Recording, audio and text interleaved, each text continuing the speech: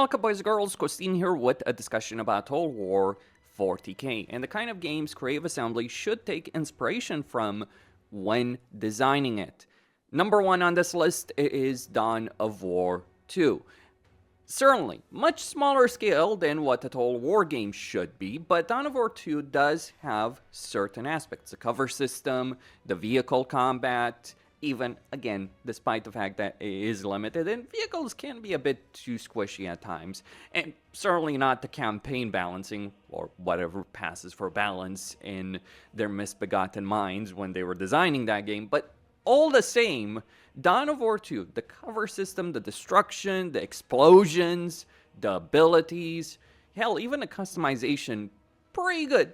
Balancing, pretty insane all over the board. You would either go from being completely overpowered to getting destroyed in 1 second. Actually, you would typically end up doing both. You would be able to annihilate enemies in seconds, and then they would annihilate you in seconds in a campaign. But all the same, the moment-to-moment gameplay, the way units handled, the animation quality, that is a really good inspiration, I think, for something like Total War 40K. And certainly, Dawn of War 2 does have a huge level, does have a huge win in terms of its style. I mean, we all remember Cyrus, we all remember the various characters we were dealing with, the opponents we were dealing with. I think that is something that Creative Assembly should look to capture in a Total War 40K game. Like, just make something awesome, but obviously far larger in scale. I mean, it's a Total War game. It should have Imperator Titans. That is my perspective on that. But much larger scale, much larger maps, and many more units, but the destruction, the cover system, again, inspiration, not copying, and building up from there. Second on this list is Star Wars Empire at War. Certainly, we could talk about Battlefleet Gothic Armada 2, we could talk about Homeworld, but I think in terms of space combat, for a 40K game, Star Wars Empire at War absolutely delivers. Like, you have a game where you can control individual fighter squadrons pretty well, all things considered, to the big capital ships. It is an old game, and it is certainly showing its age, but in terms of a really fun game from a space battle standpoint, Empire at War does deliver. It delivers in terms of ludicrous scale, it delivers in terms of moment-to-moment gameplay, it delivers in terms of the spectacle. It does have all of the elements that I think a 40K Total War game should have. Assuming, of course, that they are going to be doing space battles in Total War 40K, and I do believe it would be a huge disappointment if they didn't have space battles. The reason I would not necessarily use or recommend Gothic Armada 2 is because in Gothic Armada 2, the capital ships are too small, you don't control fighters directly, it is based up on a tabletop, fair enough.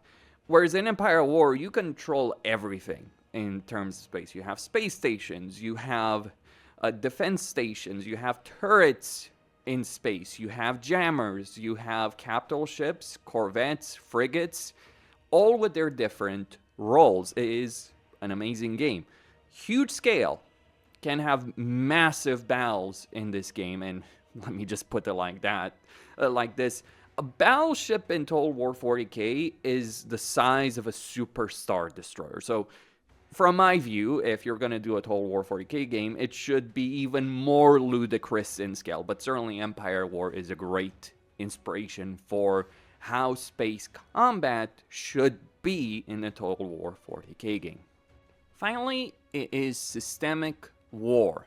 Now, this is not a game, it is the demo of a game, but even what this demo has on offer at the moment is just flat out amazing. And hopefully it will be much better when we do finally get a final version or early access to this game. But this demo, what it showed is just really amazing. For starters, when you're talking about individual units that you control on the campaign map. Well, each of those units is a brigade, essentially, and those brigades are made up of companies, battalions, companies, and you have to worry about the individual equipment of your soldiers. So, for instance, if you're making a tank brigade, then you will also want air defenses, artillery, recon, maybe electronic warfare units, infantry. You will not be able to win in systemic war by just going all in on certain types of units. You need to diversify. So any kind of unit that you're making has its own pros and cons. For instance, a tank brigade might sound very powerful, but one, tanks are very expensive. Two, they're limited in quantity, so you do have limitations on how many of them you can have. And three, they can be neutralized by artillery and air power. On the flip side, with air power helicopters that we have in the demo, or we had in the demo, helicopters themselves are really fast, really powerful, but they're easy to take down with air defenses. And then you talk about artillery. So you have tube artillery and then you have rocket artillery. So you have long-range cruise missiles that you can use in this game.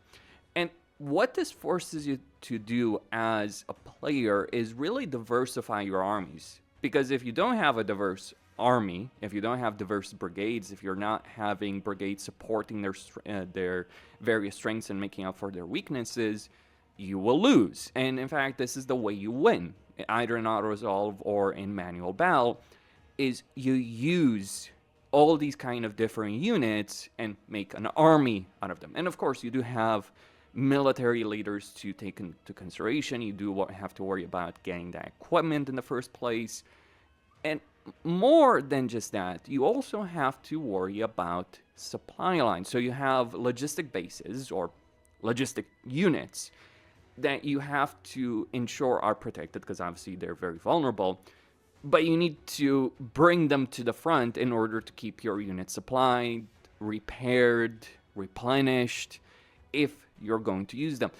And the crucial thing here is you also have to worry about controlling strategic points in the campaign. So you can't just like, oh, I'm just going to walk to the enemy. No.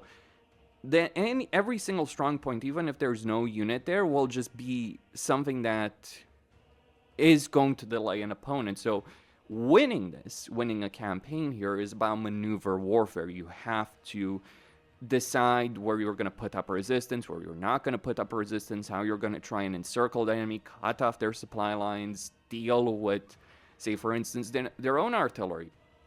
And artillery is interesting because you can assign rocket artillery on the campaign map to support certain battles, but where you don't send that support, they're not going to have it. So you do have to make these kind of decisions over and over and over again, and it is a fantastic game and a fantastic experience as a result of it.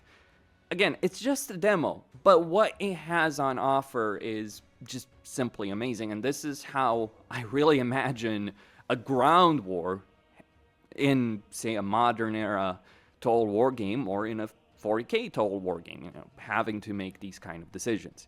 But that's all I had to say. Questine signing out. Don't forget to subscribe, like, and enable notifications, and stay tuned for more. If you have any other ideas, please let me know in the comments below. See you next time.